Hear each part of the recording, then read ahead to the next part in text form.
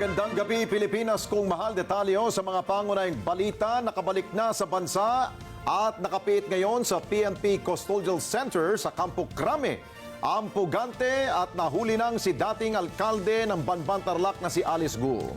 Bago po ito nagkaroon ng bahagyang pagkaantala doon sa pag-alis ng flight ni Guo. Dahil doon sa mga kinailangan pang gawing proseso, kabila na dyan po yung pakikipagnegosasyon ng ating PNP at DILG sa Indonesian Police para sa agarang pagpapauwi at turnover nitong si Guo.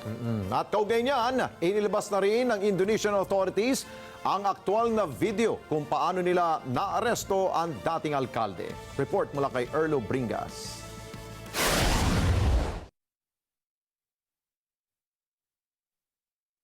Come on. I'm in the ball. Hey, Alice. Aduh. Alice. Come, Alice. Alhamdulillah. Yes. Terima kasih ya. Alhamdulillah ya Allah. Alhamdulillah. What happened? No, nothing happened. You just follow us, okay? Okay, let me change. Let me get.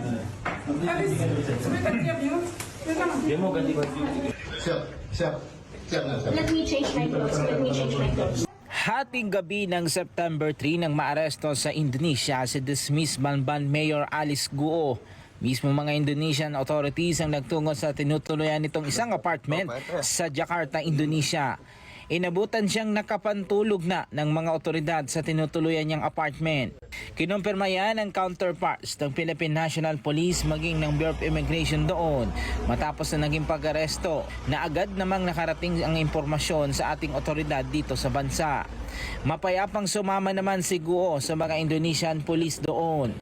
September 4 ng daling araw, agad na nagtungo si DILG Secretary Benhur Abalos at PNP Chief Police General Romel Francisco Marbil sa Indonesia at nakipagkita-negosasyon doon para sa alis ni Alice Guo. Matapos ang naging makikipag-usap kasama sina Abalos at Marbil at ang Indonesian authorities, dito hindi nakaposas at casual na naglalakad lamang din. Guo at din na ikinasa ang isang charter flight para mabalik sa bansa kasama si Guo.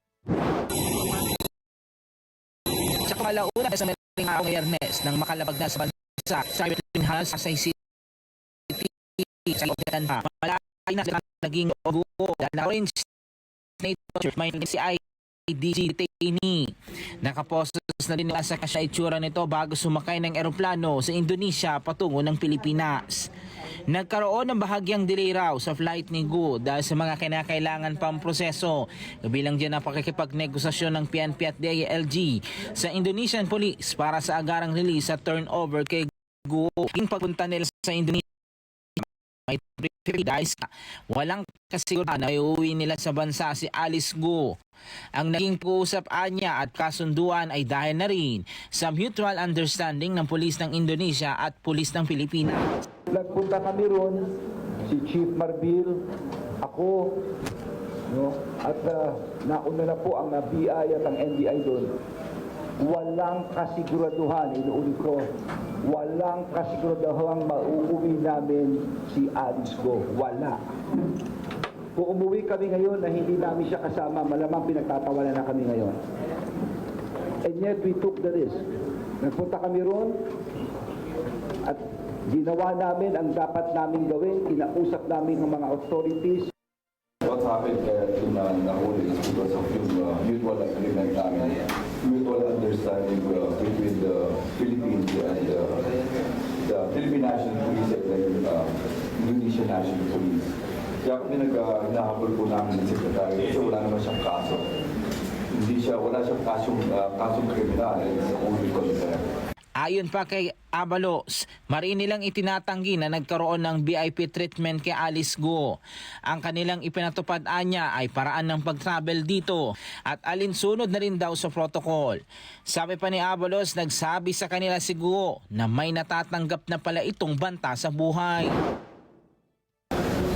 Boss. Alis na nakausapin kami ng dalawa ni Chief. At sinabi niya na kung siya mag-death threats. At in-assure ko siya ni Chief na yung death threats Huwag na alalahanin, importante, sabihin niya lahat ng totoo. Lahat, huwag siya matakot. Kasi sino pang malalaking tao ito. At siya'y papantayan ng kapulisan.